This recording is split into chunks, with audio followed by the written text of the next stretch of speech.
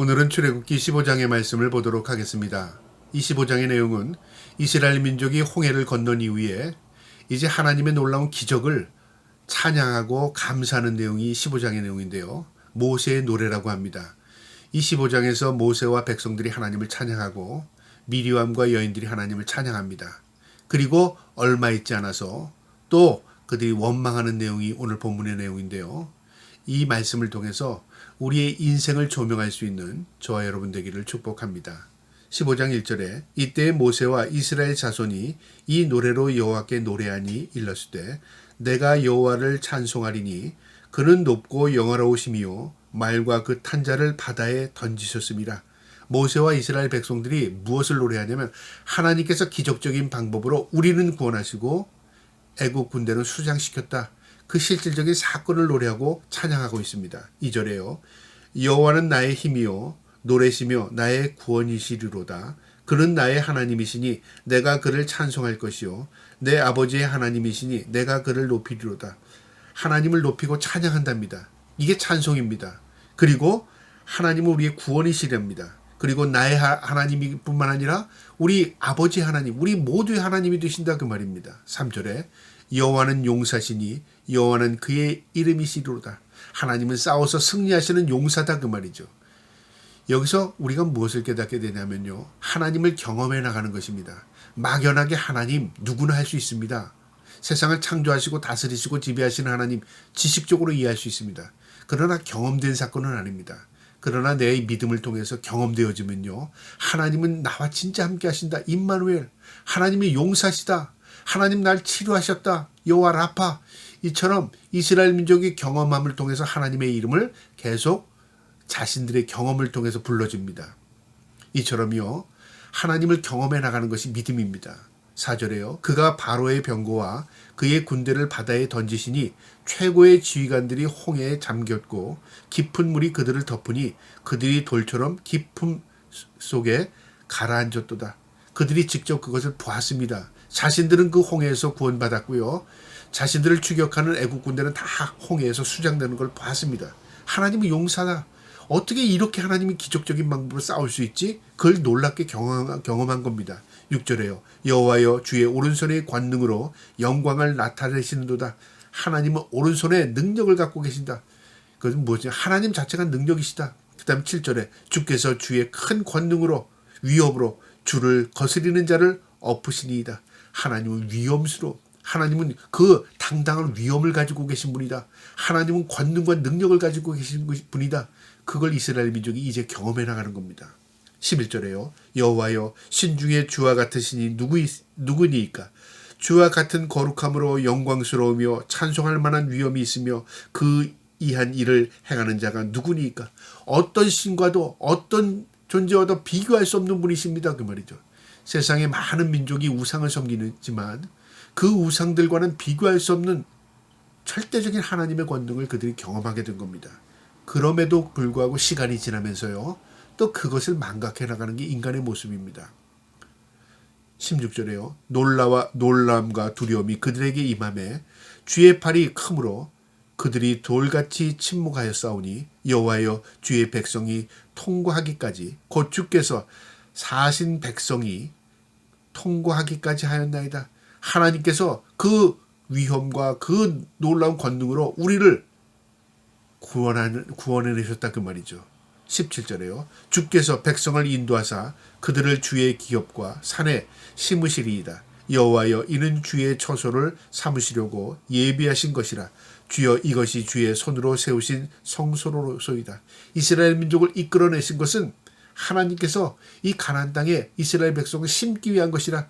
그렇게 지금 모세는 노래합니다. 그러면서 그곳이 성소가 될 것이다 그렇게 말합니다. 그러니까 예언적인 노래죠.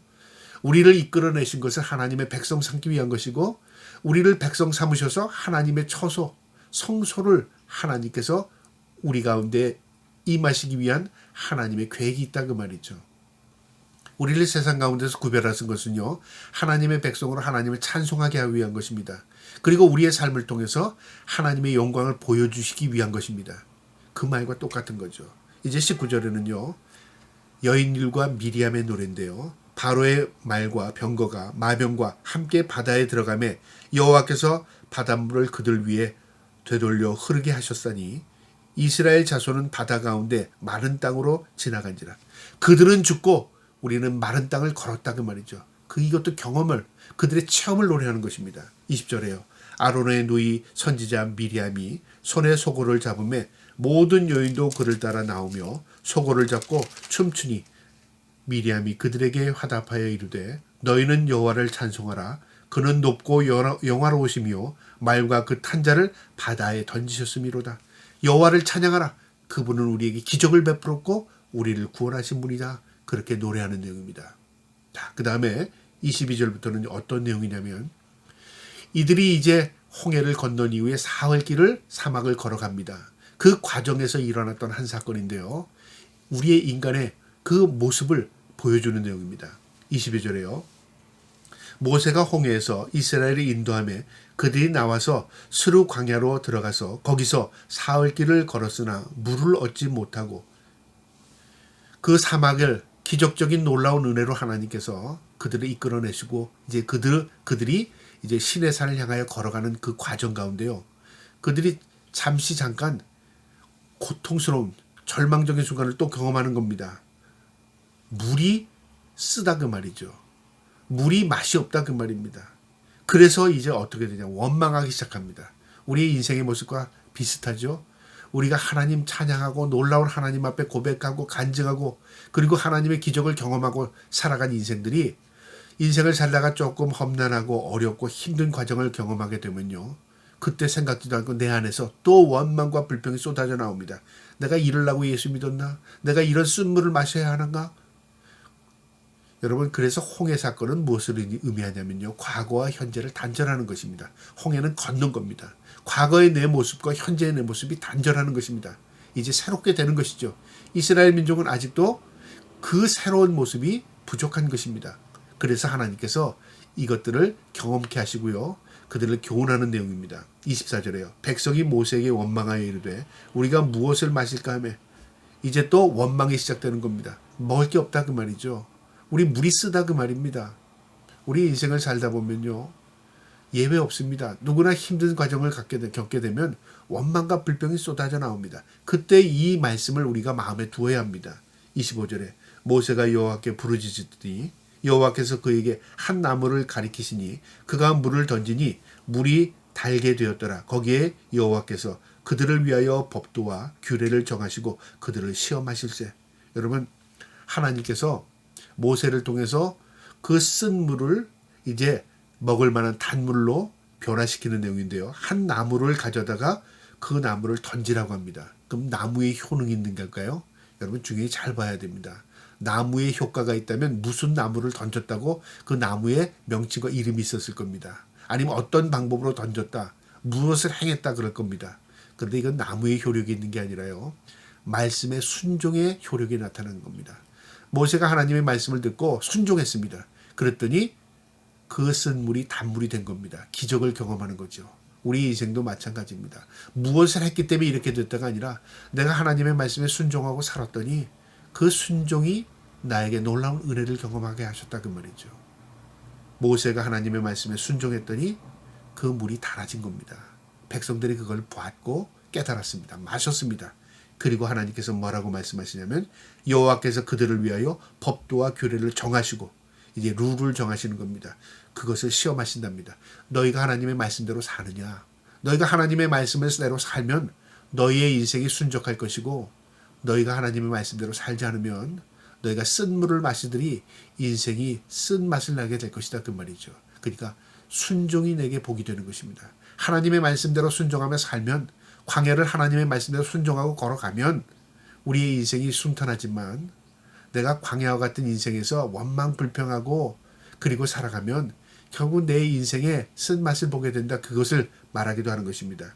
26절에 이르시되 너희가 너희 하나님 나 여호와의 말을 들어 순종하고 내가 보기에 의를 행하며 내 계명에 귀를 기울이며 내 모든 규례를 지키면 내가 애굽 사람에게 내린 모든 질병 중에 하나도 너에게 내리지 아니하리니 나는 너희를 치료하는 여호와임이라. 하나님께서 그렇게 말씀하십니다. 나는 너희를 고치는 하나님, 치료하는 하나님이다. 너희가 종되었을 그 애굽에서 너희를 건져냈다. 너희는 이제 하나님의 백성으로서 하나님의 뜻대로 살아라는 것이죠. 그러면서 너희가 순종하나 순종하지 아니하는가를 내가 너희를 시험하겠다. 그 다음에 말씀대로 사는지 안 사는지 내가 너희의 말에 귀 기울이겠다.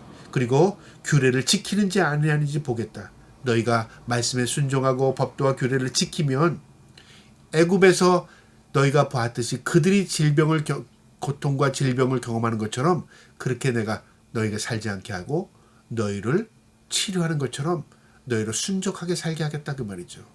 그러니까 하나님의 말씀대로 순종하고 살면 하나님이 너희의 삶을 이끄시지만 너희가 원망하고 불평하고 살면 너희 인생의 쓴맛을 보게 될 것이다. 내가 그것을 너희에게 테스트하겠다 그 말이죠. 마지막 27절에 그들이 엘림에 이르니 거기에 물샘 열둘과 종려나무 1은 그루가 있는지라. 조금 더 걸어가니까요. 이젠 엘림이라는 오아시스를 발견하게 된 겁니다. 모든 사람들이 풍성한 물을 마시고 그다음 맑은 물 안에서 몸을 씻을 수 있는 그런 엘림에 도착하게 된 겁니다. 그리고 거기에서 그들은 그 물 곁에 장막을 쳤더라. 여러분 그게 우리 인생과 같습니다. 하나님께서 우리의 삶을 가나안 땅, 약속의 땅으로 이끌어내는 과정에서요. 홍해를 건너게 하십니다. 그러니까 과거와 우리 과거의 옛 모습과 현재 하나님의 백성으로서 거듭난 모습과 단절하게 하시죠. 그 다음에 하나님의 백성으로 살아갈 때는 하나님께서 우리에게 내가 하나님의 말씀대로 사는가, 하나님의 뜻 가운데 있느냐, 내가 선한 삶을 사느냐, 내가 하나님의 영광을 위해 사느냐, 그거 하나님께서 우리에게 테스트하십니다. 그러니까 우리가 인생에 살아가는 과정이요, 테스트의 여정입니다. 하나님 내가 오늘도 실족했습니다. 내가 하나님 말씀대로 오늘도 살지 못했습니다. 깨닫는 것도 은혜입니다. 그리고 돌이키면 됩니다. 그리고 하나님께서요, 우리를 치료하시는 하나님으로 늘 회복시켜 주십니다. 그리고 마침내 어디로 인도하셔요? 약속의 땅, 가나안 땅으로 인도하십니다. 그리고 그 광야와 같은 길에서도 엘림 같은 이 사막에서도 오아시스를 만나게 하신다 그 말이죠. 위로가 있다 그 말입니다. 여러분 이 말씀 마음에 두시고 우리의 이 나그네와 같은 인생길에서도 하나님의 위로가 있습니다. 또 하나님의 놀라운 은총도 임합니다. 우리가 그 하나님의 은혜와 은총이 우리의 삶에 늘 함께 할 수 있기를, 하나님의 말씀대로 순종하며 살 수 있기를 주님의 이름으로 축복합니다. 아멘.